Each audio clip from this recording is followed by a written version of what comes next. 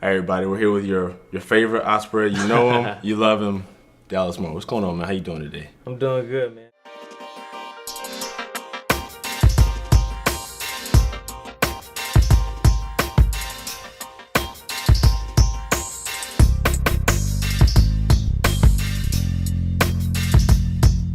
So, has it actually set in that your career is over here at UNF?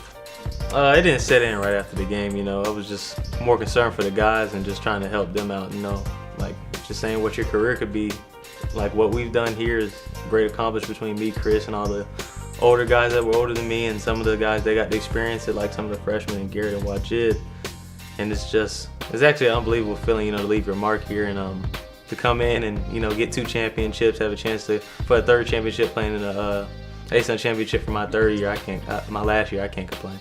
I've coached some of the best guards you could possibly coach. I'm telling you guys right now, none of them are better than he is. He is as good a guard as I've ever coached in my life. This dude gets these dudes shots, and it's an incredible thing. And we're blessed to have him stirring a drink, as some people say. He's got the keys to the Lamborghini, because this is a beautiful arena. This is a beautiful car now we're driving now. We ain't driving no used car now. We driving a Lamborghini, and that joker's driving the car. So let's go back to the beginning.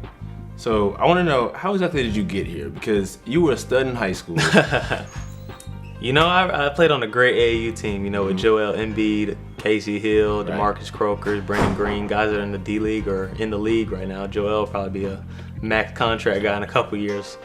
And, it's tough in those situations for people to evaluate you, because I was the 2 the whole time because Casey played the 1. Right. But, Coach Driscoll seen something different in me. And a lot of people started to realize it as well, but Coach D stuck with me, and the communication was key with me, Coach D. If you know Coach D, he's big on communication and loving his guys. And I thought that's what I felt from him. And I thought it was the best choice for me to come here. And it was a blessing. It was the best decision I ever made in my life. Nice. I like it. So we'll go back. We'll talk about, like you said, you mentioned the championships. Yeah. 2015 season. Got the ASUN championship. Everybody rushes the floor. Make your NCAA. Tell me, what's going through your mind when you just have thousands of people just running to find you? That was probably the best feeling of my life as well. Just feeling that, just getting that done, getting the championship, completing our season right then and there, and going to the tournament.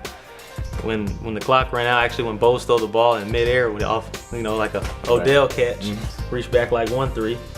That was just an amazing feeling, knowing that you had accomplished that, something we worked for all year in just a hard-fought game. When everybody rushed the court, it was just kind of surreal. I know I was at the free throw line. I ended up towards the other baseline. I don't even know how that happened. I just was. Sounds about right. I started out at the baseline and ended up at midcourt because I didn't have a choice. I had to run for my life. So yes. Sounds about right. So speaking of Bo, once him, Bebe, and Trent left, they kind of passed the torch on to you, Chris, and Aaron. Yeah. Tell me, how did you, because you had to change your game around a little bit. It was a different team. Kind of, you have different players, new players coming in. Yeah. How did you change your game around to accommodate for that? A big thing was leadership. Bo was a very vocal guy. Bebe showed it in different ways, and so did Trent. Right. But Bo was very vocal. Kind of talking to him and learning from him, trying to help lead guys. And Chris was a great vocal guy his whole career since he's been a freshman. And just learning from him, talking to him, and just being with him throughout it. And Aaron as well. Aaron, he might have not talked a lot, but when he talked, it meant something for the guys. So he was a big key. And just changing my game, I would say, Coach told me to attack more. Just basically be who I am, never change who you are, and that's kind of what I did, and tried to help get guys involved and just help them grow during the season. Stuff like that, just try to get in their head and talk to them a little bit. Nice, got you. So now we're getting ready for the next level. Yeah. After your junior year, you kind of took a moment, kind of thought out what you wanted to do, but you did decide to kind of test the NBA waters just to kind of, get your feet wet. And you scared us all because you thought you were leaving. Tell me, what did you learn? Continue to be who you are. That's the most important thing, and never lose confidence. Because when I came out, I didn't think I was going to get any workouts throughout the first couple weeks. Maybe a month went by. I'm just sitting there like, dang. It's a good experience, but is anything going to happen? Coach called me actually when I was getting my car fixed. Told me I was going to Memphis for a workout. I actually went there with Bo. Right. So just knowing somebody going with them, doing it through the first time, just like him, even though he was graduating, he was going to do a lot more, but just our first workout together, it was fun. It was a great experience. I learned a lot from them. Just keep being a heck of a defender on the defensive end. You just got to be a pest on the ball as a guard. And then they told me to shoot more threes because, you know, throughout my career, I was a big-time floater guy, get to the rim. You know, I could shoot threes, but I didn't really, you know, shoot them enough, I would say.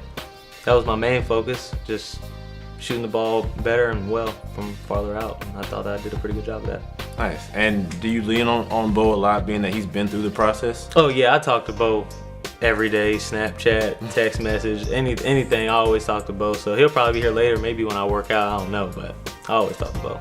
Nice, cool. So is there anything specifically that you're working on? I know you said defensively, you definitely... Yeah, I got to improve defense. I would say I'm working on that a lot, you know, through my agency and stuff. You know, he had Bo Outlaw come work me and Chris out, and he's just talking defense with me, just helping me prepare for the next level and what kind of, you know, it's different in college. It's a lot more physical. I actually went to a Clippers and Mavs game, and game's physical, man. Watching Chris Paul push dudes around, talk to him, stuff. You just got to be a lot more physical, and I think I can handle that. Just got to get used to it. Nice, nice. So we'll wrap it up. We kind of briefly talked about the 2015 season, but outside of that, what do you think is your number one memory? Number one memory. I was hoping it was going to be this year, getting that championship and watching Coach getting that tattoo, but that didn't happen. Number one memory off the court, after Lipscomb this year. Just being in their locker room and after just knowing you're going to the championship and the way we celebrated and just all the laughs we had and just getting coach hype, and the trainer came in and gave us the roadkill, and that was pretty funny, and, you know, did it in front of Garrett's parents. And he was real happy about that, and just to see his emotions and how funny he was after the game. That was just an incredible feeling for me. I feel like that wrapped our season up in a bunch, because, you know, we started off slow.